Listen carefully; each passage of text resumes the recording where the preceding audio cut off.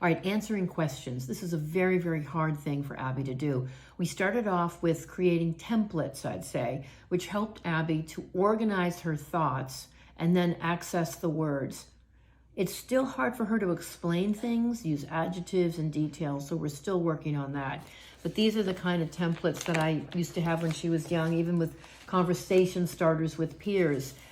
Think about it that the template for language is almost missing. Like you and I do it instinctually, but she can't.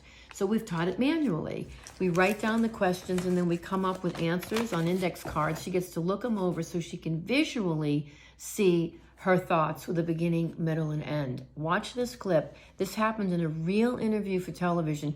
Kind of a big interview, but I was so proud of her. What are some of the fun things you've done that you've shared? Go on my first cruise last year. I've always wanted to go on a cruise.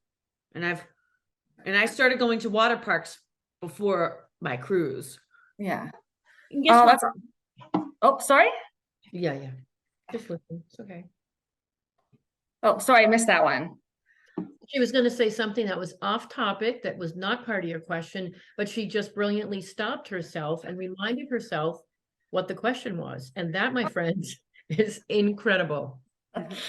Okay, so that moment was huge, and I couldn't not address it because the interviewer was confused. She's like, what were you saying? Did I miss something? But Abbey was literally answering the question. She was doing fine. And then a thought popped in her head and she was just going to blurt out. And I know it was going to be probably talking about her cousin Mary's roommate's dog, who she'll just start talking about, which has nothing to do with the question. But she stopped herself and she said, and turned to me and said, that's off topic, and went right back to the interview. She was able to remind herself what the question was and give that information instead of a random thought. That is huge growth, and it shows you what is possible in autism.